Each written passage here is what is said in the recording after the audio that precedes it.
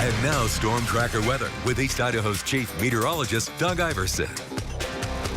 Dry out there, dry finally for everyone across East Idaho, western Wyoming. We did have a few snow showers up in the central mountains earlier this evening, but things are clearing out. A little moisture still in the atmosphere, so don't be surprised tomorrow morning if you see some fog. There's our storm pushing off towards the east. We got an area of high pressure that's building just off the coast of Washington, Oregon. That high pressure system will keep us dry through the weekend. And as it starts to nose in a little bit, temperatures will start to nose up. In fact, you'll notice that nosing up tomorrow with some of us in the 60s. Well, barely in the 60s, but we'll take it. And then this high pressure system will back off a little bit. That will allow some cooler air and a bunch of wind to come rushing in late in the day on Saturday. And unfortunately this weekend, well, it's not going to end off warm at all, but at least we'll be dry for it. Temperature's not warm out there at all right now. We're already in the 20s at Island Park at 25 degrees. Driggs at 34, staying above freezing barely.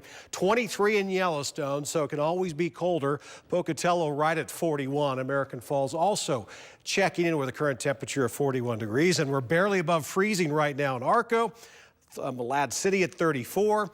Mid to upper 30s in Salmon and Chalice, and over in Stanley, it's going to be a cold night. Stanley tonight will drop down to about 18 for low, so no doubt colder than it was last night. I showed you the lows last night. Both Pocatello and Idle Falls stayed well above freezing. As you can see, that will not be the case tonight. In the upper 20s, the lower 30s for the Snake River Plain. 25 will be the low in Lava Hot Springs. Also seeing 23, mid-20s in Soda Springs, Montpelier, Malad City. 20 in Yellowstone, 22 in Island Park. That may be a bit on the liberal or conservative side, depending on how you look at it. Wouldn't be surprised if it ends up being a bit colder than that. Tomorrow will be a sunnier day. A little bit warmer, at least in the afternoon, than what we enjoyed this afternoon. It was kind of nice out there to get that sunshine. We're going to see a lot more of that sunshine tomorrow. We'll top out at 60 at Pocatello. Burley will hit 60 as well. And look at Salmon and Chalice, both checking with temperatures in the lower 60s. Montpelier at 53, trying to warm up a little bit there. Near 50 in Driggs, 55 for high in Rexburg. Future tracker, start off. I mentioned fog. Well, there you go. There's the possibility of fog off towards the west and northwest of us, at least in the central portion of the Snake River Plain. Quickly burns off, leaving us with a clear sky for tomorrow night going into Saturday. Then we'll start to see some clouds move in and some wind pick up. And then Sunday, 50. Yeah, barely. So we turn cooler. Look at the lows at night, down in the mid-20s in the Pocatello area.